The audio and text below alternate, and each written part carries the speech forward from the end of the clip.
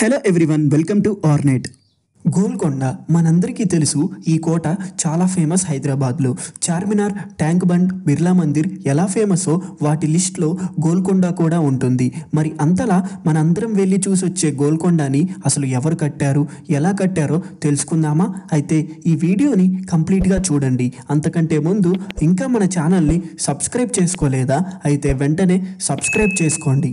ముందుగా గోల్కొండ కోట యొక్క హిస్టరీ ఏంటో తెలుసుకుందాం. తర్వాత దీన్ని ఎవరు డిజైన్ చేశారు, అసలు ఎలా కట్టారనేది చూద్దాం. 11th సెంచరీలో మన తెలంగాణని కాకతీయ రాజులు రూల్ చేసేవాళ్ళు. అప్పుడు క్యాపిటల్గా వరంగల్ ఉండేది. అయితే హైదరాబాద్ వెస్టర్న్ రీజియన్లో వాళ్ళ రాజ్యం సెక్యూరిటీ కోసం ఒక ప్యాలెస్ని ప్లాన్ చేశారు. అయితే అదే ప్లేస్లో ఒక కొండ ఉండటం వల్ల ఆ కొండ మీదే వాళ్ళ సెక్యూరిటీ సిస్టమ్ని కడదామని ప్లాన్ చేశారు. అయితే ఆ కొండని ఇంతకు ముందు గొల్లకొండగా పిలిచేవారు. కాకతీయ డైనస్టీలో అప్పటి రాజు అయిన ప్రతాపరుద్రుడు 11th సెంచరీలో దీన్ని కట్టించారు. ఎలా అంటే కంప్లీట్గా మట్టితో. అప్పట్లో దీన్ని మట్టి కోట అని కూడా పిలిచేవాళ్ళు. అయితే తెలంగాణలో కాకతీయ డైనస్టీ వాళ్ళ చేతుల్లో నుంచి రాజ్యం చిన్నగా కుతుబ్ షా డైనస్టీ చేతికి వెళ్ళిపోయింది. అప్పుడు వాళ్ళు హైదరాబాద్ సిటీని క్యాపిటల్గా చేసుకొని రూల్ చేయడం స్టార్ట్ చేశారు. ఈ డైనస్టీలో మొత్తం 3 రాజులు రూల్ చేశారు. వీళ్ళ రూలింగ్ టైంలోనే మట్టి కోటలా ఉన్న గోల్కొండని గ్రానైట్తో మొత్తం రీకన్స్ట్రక్ట్ చేశారు. అప్పట్లో ఈ కోటని వాళ్ళ డిఫెన్స్ సెక్యూరిటీగా వాడుకునేవారు. అండ్ మన దేశం నుంచి బ్రిటిష్ వాళ్ళు అక్రమంగా ఎత్తుకెళ్లిన అత్యంత విలువైన కోహినూర్ డైమండ్ని కూడా ఆ గోల్కొండ కోటలోనే దాచేవారు. ఆంధ్రప్రదేశ్ దగ్గరలో కొల్లూరు మైన్స్లో ఎక్కువగా డైమండ్స్ని తీసేవారు. ఆ తీసిన వాటి అన్నిటినీ గోల్కొండలోనే దాచేవారు. అందువల్ల గోల్కొండని డైమండ్ ఫోర్ట్ అని కూడా పిలిచేవాళ్ళు. ఇంకా గోల్కొండ యొక్క డిజైన్ అండ్ కన్స్ట్రక్షన్ విషయానికి వస్తే, ముందుగా డిజైన్ చూసుకుంటే గోల్కొండ హైదరాబాద్ అవుట్స్కట్స్లో ఉంటుంది. ఈ కోటని మనం ఇప్పుడు ఒక పురాతన కట్టడంలా చూస్తున్నాం, కానీ అప్పట్లో వాళ్ళు దీన్ని వాళ్ళ డిఫెన్స్ సెక్యూరిటీగా యూజ్ చేసేవారు. 11 స్క్వేర్ కిలోమీటర్స్ని ఆక్యుపై చేసుకొని ఉంటుంది ఈ కోట. అంటే అటో ఇటో 2800 ఎకర్స్ దాకా ఉంటుంది. అప్పట్లో రూల్ చేసింది కుతుబ్ షాహీ డైనస్టీ వాళ్ళు కాబట్టి వాళ్ళు టర్కిష్ దేశానికి చెందిన వాళ్ళు. అందుకని కోట యొక్క ఆర్కిటెక్చర్ హిందూ, టర్కిష్, పర్షియన్ స్టైల్లో ఉంటుంది.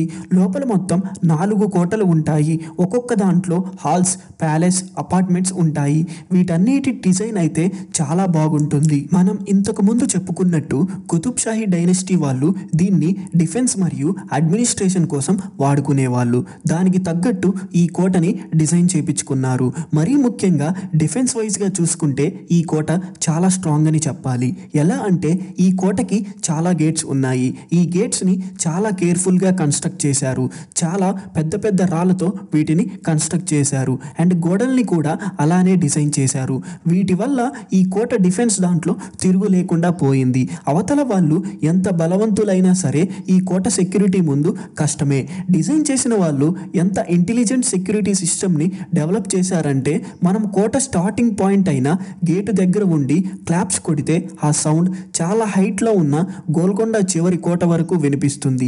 అంత సీక్రెట్ ఇంటెలిజెంట్ సిస్టమ్ని వాళ్ళు అప్పట్లోనే డెవలప్ చేశారంటే ఆలోచించండి వాళ్ళు ఈ కోట డిజైన్ కోసం ఎంతలా కష్టపడ్డారో. అండ్ ఇంకా ఈ కోటలో ఒక ఇన్నోవేటివ్ వాటర్ సప్లై సిస్టమ్ ఉంది. లోపల వాటర్ని స్టోర్ చేయొచ్చు, అలాగే కోటలో ఉండే వాళ్ళందరికీ వాటర్ని సప్లై చేయొచ్చు. ఈ వాటర్ సప్లై చేయడానికి వాళ్ళు రహబాన్ అనే ఒక వాటర్ సప్లై సిస్టమ్ని డిజైన్ చేశారు. దీంట్లో పైప్స్ని ఎలా డిజైన్ చేశారంటే, కోట చివరి కొండపై నుంచి కిందకి వాటర్ని పంపించడం. అలాగే ఒక్క వాటర్నే కాకుండా ఈ పైప్స్ దగ్గర ఎవరైనా క్లాప్స్ చేస్తే అది కోట నలుమూలలా వినిపించేటట్లు డిజైన్ చేశారు. ఇది శత్రువులు వస్తున్నట్టు ఒక ఎర్లీ వార్నింగ్ సిస్టమ్లా ఉండేటట్లు దీన్ని డిజైన్ చేశారు. అండ్ ఇంకా స్ట్రాటజిక్ లేఅవుట్. కోటలో ఎక్కువ బాల్కనీస్ ఉండేటట్లు డిజైన్ చేశారు. వాళ్ళు మీటింగ్స్ పెట్టుకోవటానికి అండ్ పైనుంచి మొత్తం కింగ్డమ్ వ్యూ పాయింట్ చూసుకునేటట్లు దీన్ని డిజైన్ చేశారు. అండ్ ఇంకా ఫైనల్గా బ్యూటీ. ఒక విధంగా ఈ కోటని సెక్యూరిటీ వైజ్గా డిజైన్ చేసుకున్న ల్యాండ్స్కేప్స్ కానీ, ప్యాలెస్ కానీ, టామ్స్ కానీ చాలా అందంగా డిజైన్ చేశారు. మీరు వెళ్ళినప్పుడు చూసే ఉంటారు కింద గార్డెన్ ఎంత అందంగా ఉంటుందో. ఇప్పుడు ఉన్నది ఒకప్పటి గార్డెన్ అయితే కాదు, అప్పటికి ఇప్పటికీ చాలా మార్చేశారు. కానీ డిజైన్ అండ్ ఆర్కిటెక్చర్ దాంట్లో మాత్రం గోల్కొండ కోటకి తిరుగులేదని చెప్పవచ్చు. అందుకని యునెస్కో 2014లో వరల్డ్ హెరిటేజ్ సైట్గా గుర్తించింది. అండ్ ఇంకా గోల్కొండ కన్స్ట్రక్షన్ విషయానికి వస్తే, గోల్కొండ కన్స్ట్రక్షన్ అనేది చాలా కాంప్లెక్స్ అండ్ ఛాలెంజింగ్ సిచ్యువేషన్. ఎందుకంటే మీరే చూశారుగా దాని డిజైన్ ఎలా ఉందో, ఎంత ఇంటెలిజెంట్ సెక్యూరిటీ సిస్టమ్ ఉందో, అండ్ మళ్ళీ అదేమో కొండ మీద ఉంది. ఇదంతా కోట కట్టిన ఇంజనీర్స్ కానీ వర్కర్స్ కానీ చాలా అంటే చాలా ఛాలెంజింగ్ ప్రాసెస్ అని చెప్పాలి. కాకతీయ డైనస్టీలో ఈ కోటని మట్టితో కట్టినప్పటికీ తర్వాత కుతుబ్ షాహీ వాళ్ళు కంప్లీట్గా మార్చేశారు. గ్రానైట్ అండ్ లైమ్ స్టోన్ సున్నపురాయితో మళ్ళీ కట్టారు.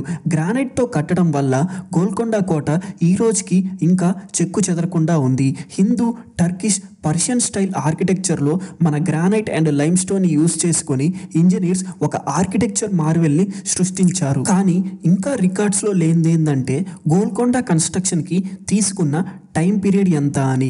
ఎందుకంటే ఈ కోటని వేరే వేరే రాజులు రూల్ చేశారు కాబట్టి వాళ్ళ టైం పీరియడ్లో దీన్ని రెనోవేషన్ చేసుకుంటూ పోయారు. కాకతీయ రాజులు ఉన్నప్పుడు ఇది కేవలం మట్టి కోటే. తర్వాత కుతుబ్ షాహీ వాళ్ళు వచ్చినప్పుడు గ్రానైట్ రాయితో కట్టారు. మొత్తానికి కొన్ని రికార్డ్స్ ప్రకారం ఈ మొత్తం కోట కట్టడానికి 62 ఇయర్స్ దాకా పట్టిందని కొన్ని రికార్డ్స్ చెబుతున్నాయి. రూల్ చేసిన వాళ్ళు ఎప్పటికప్పుడు చేంజ్ అవుతూ ఉండటం వల్ల ఎగ్జాక్ట్ ఇంజనీర్ ఎవరు అనేది రికార్డ్స్లో లేదు. అప్పట్లో గ్రానైట్ అండ్ లైమ్ స్టోన్ అనేవి హైదరాబాద్ రీజియన్లో బాగా దొరికేవి. డిమాండ్ ఎక్కువ లేకపోవడం, అందులోనూ ఆ మెటీరియల్స్ డ్యూరబిలిటీ వైజ్గా చూసుకున్న ఇలాంటి ఫోర్ట్స్ కానీ ఏదైనా బిల్డింగ్ కట్టడానికి బాగా స్ట్రాంగ్ ఉండేవి. అందుకని గోల్కొండ కట్టడానికి ఆ మెటీరియల్ని యూజ్ చేశారు. అండ్ గేట్స్కి ఏమో ఐరన్ని యూజ్ చేశారు. నిజంగా ఇంత కాంప్లెక్స్ డిజైన్ ఉన్న ఫోర్ట్ని అప్పట్లో బాగానే కన్స్ట్రక్ట్ చేశారు.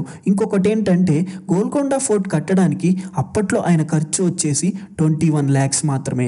అదే ఇప్పుడైతే ఎన్ని వేల కోట్లు ఖర్చు అవుతుందో ఊహించలేం. 2014లో యునెస్కో ఓల్డ్ మోనోమెంట్స్ లిస్ట్లో వరల్డ్ హెరిటేజ్ సైట్గా గుర్తించింది. కానీ ఇప్పుడు ప్రెసెంట్ సిచ్యువేషన్లో హైదరాబాద్ ర్యాపిడ్ గ్రోత్ వల్ల గోల్కొండ ఇన్ఫ్రాస్ట్రక్చర్ నెమ్మదిగా దెబ్బతింటూ వస్తుంది. హెవీ వెహికల్స్ అండ్ సౌండ్స్ వల్ల ఫోర్ట్ ఇన్ఫ్రాస్ట్రక్చర్ చాలా డ్యామేజ్ అవుతుంది. ఇంతకుముందు ఉన్న క్లాప్స్ ఇంటెలిజెంట్ సెక్యూరిటీ ఇప్పుడు మ్యాక్సిమం అన్ని చోట్ల పనిచేయట్లేదు. ఆర్కియాలజీ సర్వే ఆఫ్ ఇండియా ఇలాంటి ఓల్డ్ మోనోమెంట్స్ అన్నిటిని ప్రొటెక్ట్ చేస్తూ వస్తుంది. గోల్కొండని కూడా ఇలానే ప్రొటెక్ట్ చేస్తూ ఉండాలి. ఎందుకంటే ఈ ఫోర్ట్ ఒక ఆర్కిటెక్చర్ మార్వెల్ కాబట్టి.